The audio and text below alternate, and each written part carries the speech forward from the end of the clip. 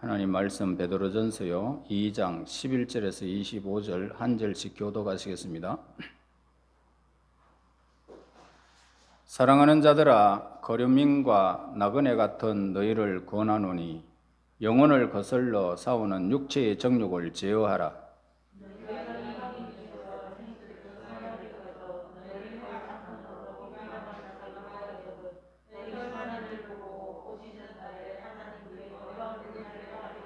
인간의 모든 제도를 주를 위하여 순종하되 혹은 위에 있는 왕이나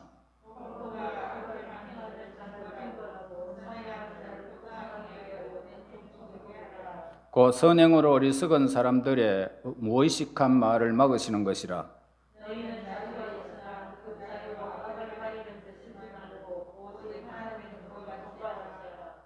무사람을 공경하며 형제를 사랑하며 하나님을 두려워하며 왕을 존대하라.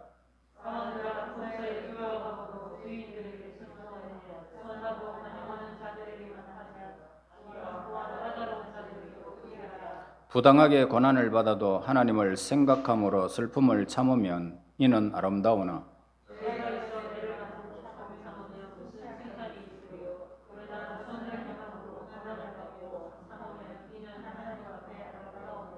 이를 위하여 너희가 부르심을 받았으니 그리스도도 너희를 위하여 고난을 받으사 너희에게 본을 끼쳐 그 자체를 따라오게 하려 하셨느니라. 욕을 당하시되 맞대어 욕하지 아니하시고 고난을 당하시되 위협하지 아니하시고 오직 공의로 심판하신 이에게 부탁하시며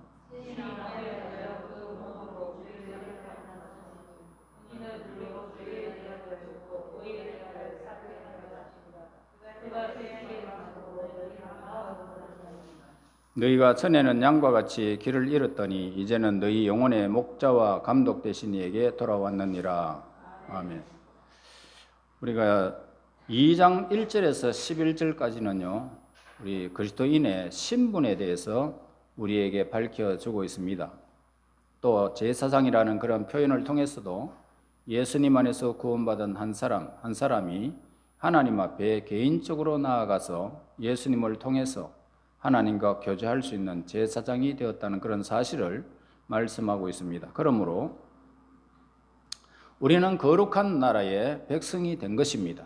이러한 성도의 신분에 대해서 본문은 그리스도인의 생활 양식에 대해서 오늘 본문에서 우리에게 가르쳐주고 있습니다.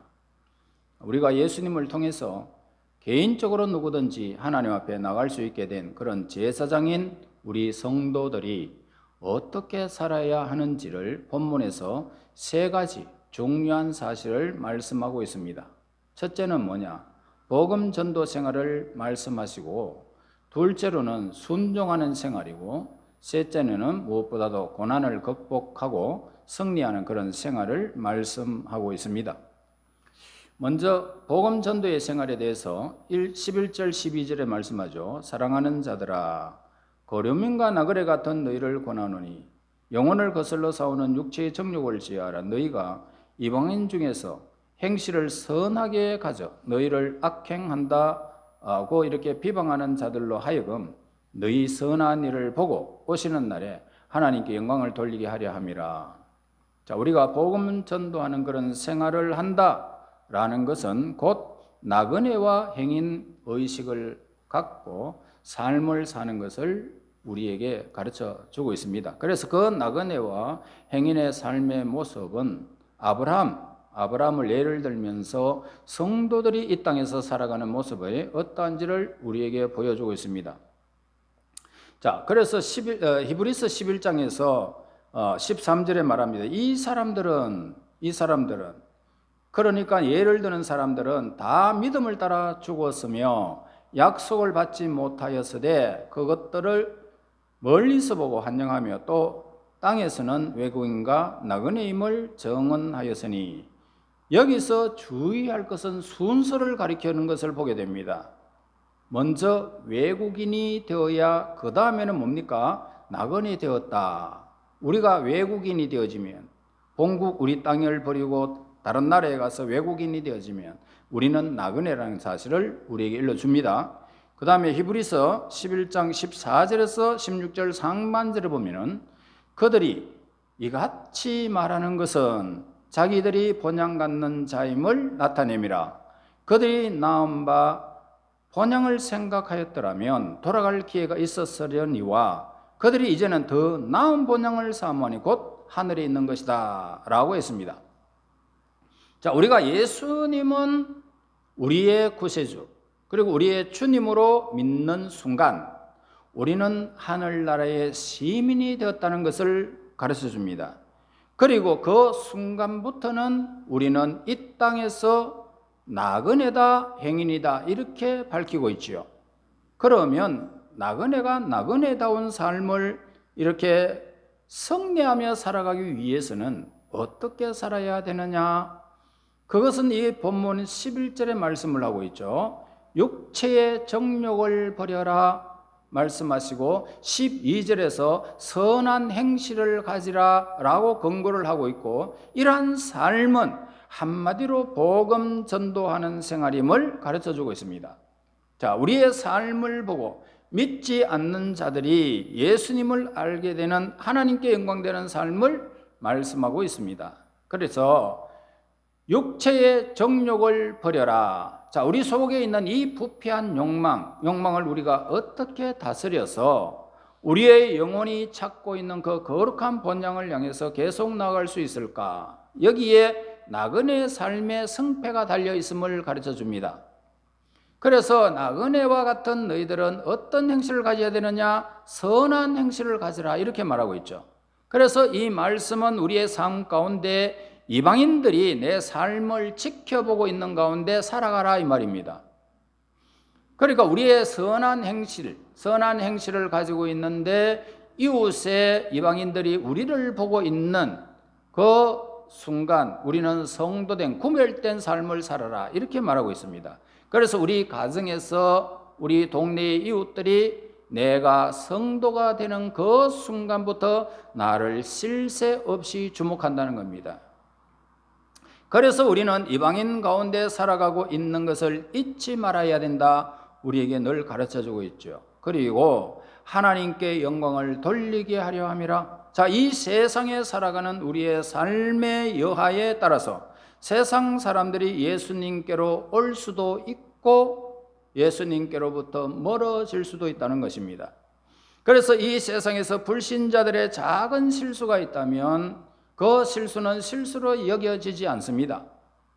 그러나 신자들의 작은 실수는 어떨까요?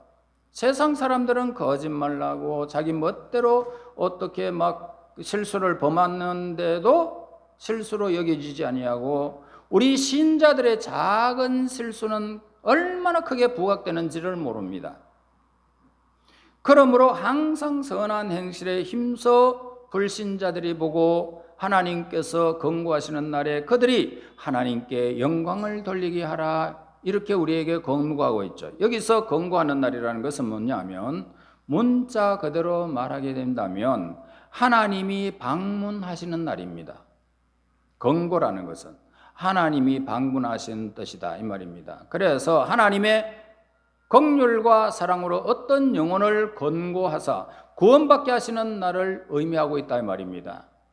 그러므로 우리의 언어로 아무리 전도해도 우리의 삶이 우리의 언어를 뒷받침해 주지 않는다면 우리가 전달하는 그 메시지는 능력을 잃어버린다 이 말씀입니다. 그러므로 내 삶을 통하여 하나님이 방문하시는 그 날과 같이 내가 나그네와 같이 선한 행실을 가지고 있다면 그 선한 행실은 바로 하나님이 임하는 그 하나님의 사람들, 그 삶을 통하여 하나님께 영광이 된다는 것입니다. 그러므로 내 삶이 불신자들을 감동시킬 수 있는 그런 복음 전도적 생활이 우리에게 있어야 한다 이렇게 가르쳐주고 있는 것입니다. 그 다음에는 13절에서 18절에 순종하는 삶을 가르쳐 주는데요, 순종하는 생활을 강조하고 있는데 순종해야 할 대상을 본문에서 두 가지 사회 제도로 나타나고 있습니다. 그러나 하나는 어디입니까? 정부, 또 하나는 국가, 또 하나는 직장을 우리에게 말씀하죠. 정부나 국가는 같은 메시지고 하나는 우리의 직장을 말하고 이웃을 말하고 있죠. 그래서 18절에 보세요. 사환들아 범사에 두려움으로 주인에게 순복하되 곧 고용인의 관계를 다루고 있는 것입니다. 그래서 정부 안에서 이 국가라는 테두리 안에서 우리는 순복하는 양식을 가져야 한다 이 말입니다. 그래서 우리가 이런 말씀을 개인적으로 좋아하든지 싫어하든지 성경은 그 사실을 가르치고 있는데요. 순종하는 삶이야말로 그리스도인의 삶의 모습이다 이렇게 가르쳐주고 있습니다. 그러므로 이 순종의 가장 깊은 동기는 어떤 지도자에게 아첨하기 위해서 순종하는 것이 아니라 궁극적으로 하나님을 위해서 그렇게 하라는 것입니다. 그러니까 훌륭한 정부, 훌륭한 정권이라는 것은 악을 잘 징벌하고 얼마만큼 의를 세우느냐에 달려 있는 것입니다. 그렇게 하는 정부가 하나님의 뜻에 부합되는 그런 정부임을 가르쳐 줍니다. 공일에서 이렇게 정부가 진행되어지는 그런 모든 법 질서들을 말하고 있죠. 자, 17절에 보세요. 무사람을 공경하며 형제를 사랑하며 하나님을 두려워하며 왕을 존대하라. 자, 비단 정치 지도자에게만 순복하는 것이 결코 아니죠. 모든 권위에 순복하라 이렇게 말합니다. 자, 이것이 성도들의 삶의 모습의 이야기를 우리에게 보여주고 있는데요. 만약 이 순복의 삶의 모습을 배우지 못하게 되어진다면 우리의 사회는 어떻게 될까요? 무정부 사회 되죠. 혼돈이 이루어집니다. 아수라장이 우리의 삶 속에서 이렇게 완전히 유린당하게 되겠죠. 그래서 하나님은 그 권위들이 무엇을 하도록 세우셨을까? 악을 징벌하고 선을 격려해서 정의로운 사회를 구현하도록 하나님이 그들을 세웠다 이렇게 가르쳐 줍니다. 여기서 다니엘서 3장에서 우리가 사드락과 메삭과 아벳노고를 용납할 수 없는 일이 일어나게 됩니다. 두라 평지에 큰 우상 신상을 세워놔놓고 거기에다가 하나님도 아니고 우상에게 절하라고 합니다. 자, 이것은 하나님께 대한 직접적인 불순종이었기 때문에 왕의 명령을 거절하게 됩니다. 그래서 극렬히 타는 불못에 집어넣을 때 그들은 저항하지 않았습니다. 불 속으로 그냥 들어가게 됩니다. 그때 이렇게 순복하고 하나님의 명령을 따를 때에 하나님의 아들이 그들과 함께함을 보게 되고 그들의 머리털 하나도 타지 않고 보호를 받을 뿐만 아니라 그들이 하나님께 영광 돌리는 역사가 일어나는 것을 보게 됩니다. 자, 우리의 정부가 잘못했을 때에 우리 그리스도인으로서 예언자적 그런 양심의 발언이 우리에게 마땅히 있어야 함을 우리에게 가르쳐주고 있습니다.